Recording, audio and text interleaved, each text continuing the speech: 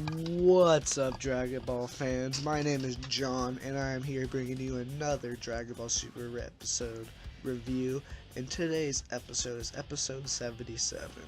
Now, I didn't get around to uploading my video for 76 because of little technical difficulties with the video I uploaded and was trying to use for my voiceover.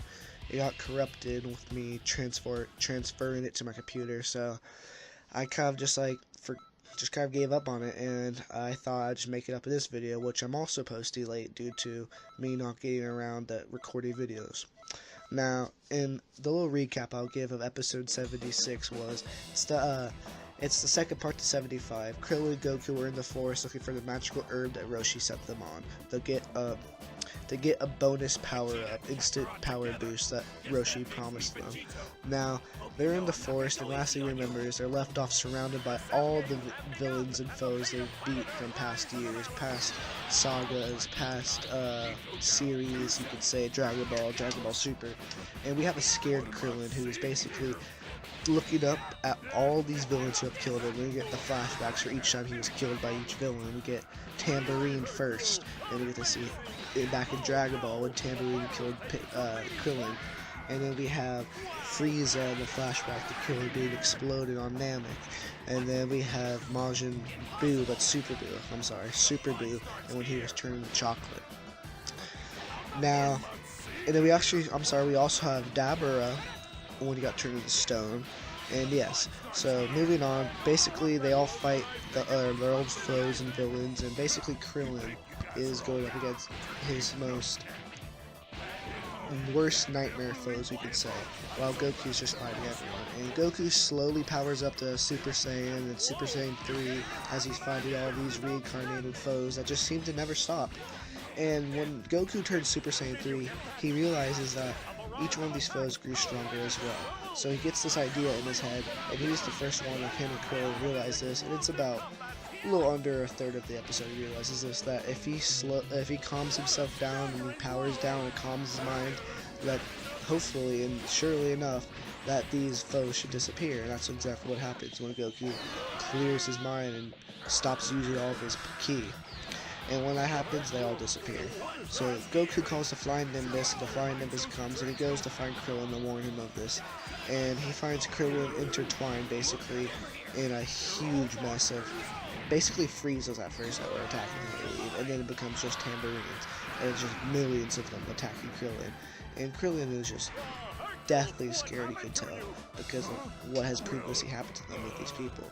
And it takes him a little bit, but finally he realizes that if he sits down and meditates, that these foes will disappear as well, and that's what happens. We see Krillin sit down and meditate. But just before that, we see Krillin get really pissed off because he thinks about Marin and number 18.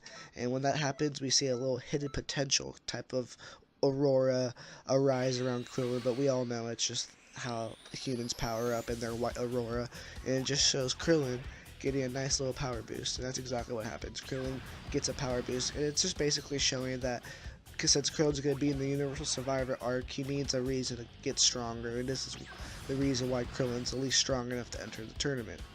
Now, as we move on from this, they go back with all the herbs, and they bring it back to Roshi, who basically just tells them that these herbs are meant to keep Roshi living for longer. That's how he's lived for so long, and it just increases his vitality. Oh, sorry for that.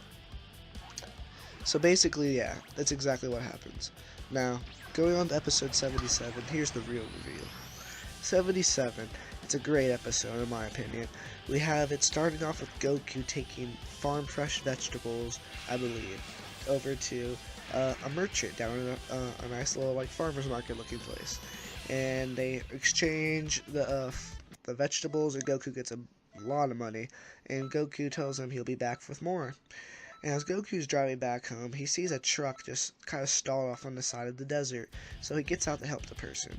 and as he gets the person's truck unstuck from this little hill it's on, the person puts a gun on Goku's back and tells him he's really sorry for this, and two more people emerge. And Goku's basically getting held at gunpoint right now, and he's about to get robbed. And little do these people know that how stupid that is, because within a moment, Goku starts doing an after image strike, and he disappears.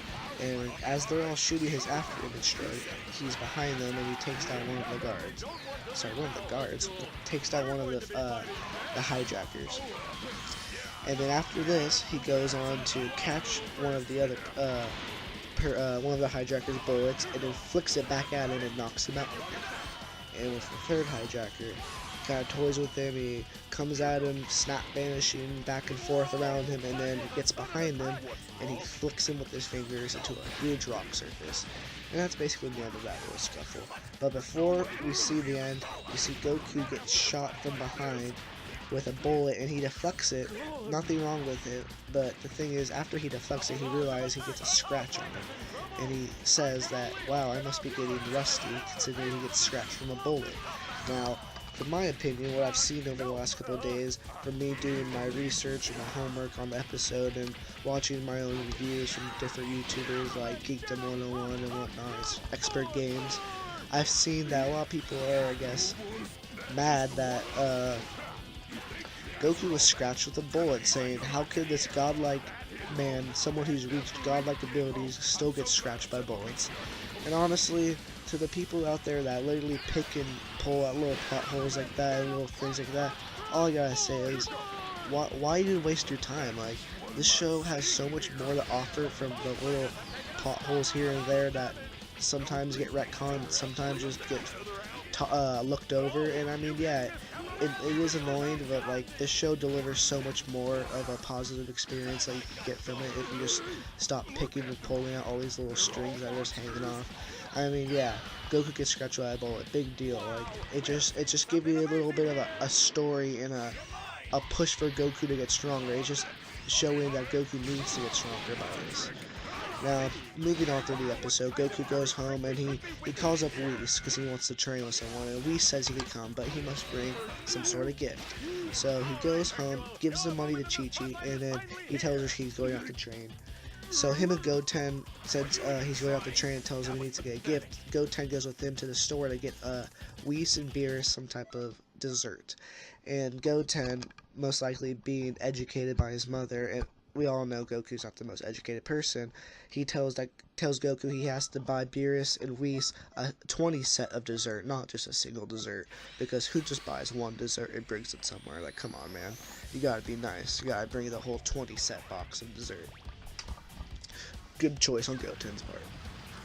Now, Goten is actually supposed to go train with Whis and Goku up in the, wherever the hell Whis and Beerus are. Honestly, I'm blanking on a name. I honestly don't even know if I know a name. Let's just call it I don't want to say the other world, because that's not correct, but yeah, they're just somewhere else. But before we get a chance to see that, we see Goku and Goten stop by Bulma's house, because before he goes to train with Whis, Goku wants to offer Vegeta a chance to come train.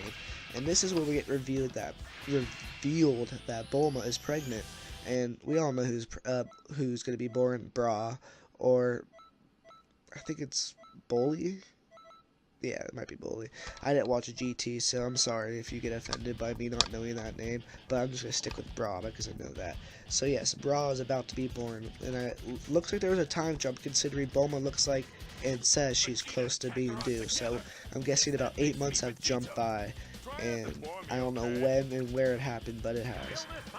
Now, when Goku goes and talks to Vegeta about coming to train with him at Whis' place, Goten and Trunks talk about how instead of Goten going to train with Goku, Goten should stay and train with Trunks, and that's what he does. He stays back and trains with Trunks.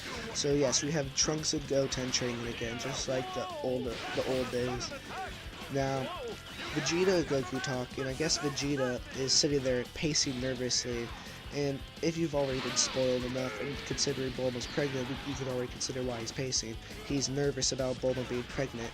And this is where we get the most character development out of Vegeta. He is considering his wife's feelings and telling Goku he can't go train because if he leaves now, Bulma will never forgive him, considering she's pregnant. And I'm not sure if you guys have heard anything, but there's been a lot of talk about how Vegeta is probably the most sincere and loving Saiyan there is, because like Goku is a low-class Saiyan and all he knows is fighting.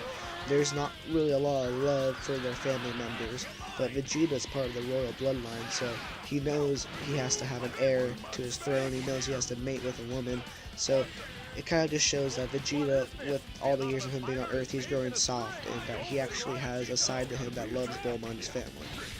Now, I'm going to be really short on this video, so I'm going to skip ahead a little bit as fast as I can. Bulma and talks to Goku and tells him how he's just never changed as a person. He just loves fighting, which we all know. And then when Goku gets to Whis' place, he gets a little training, and we get to see him deflect a good, huge ki blast from Whis. And then that's basically the end of the training session. And then Beerus and Goku have a nice little face-off where Goku's basically asking them, what about that Universal Tournament that the Omni King promised? And Beerus basically warns Goku and tells him that he should not go see the Omni King because how dangerous he is. And they kind of have like a nice little confrontation where it's nice, just eye view of them back and forth talking about how serious this little matter is. And Beerus basically threatens to destroy Goku right then and there.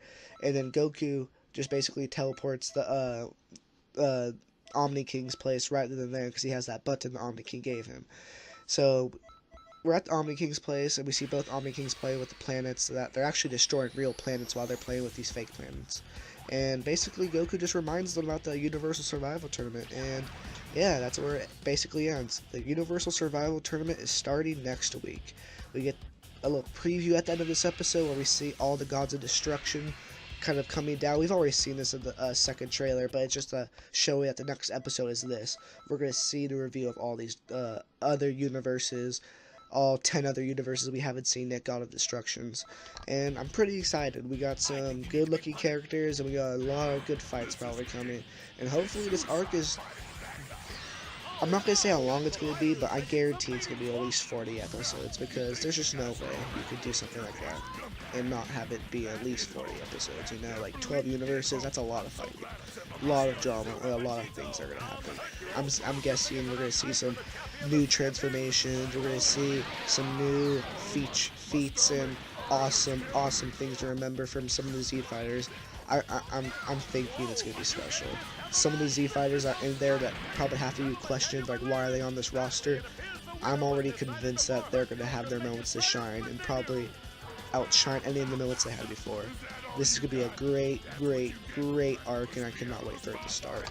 So I'm going to try to post the next video the night that it comes out and the night I watch it, so if you have been listening to this, look for that, and see ya.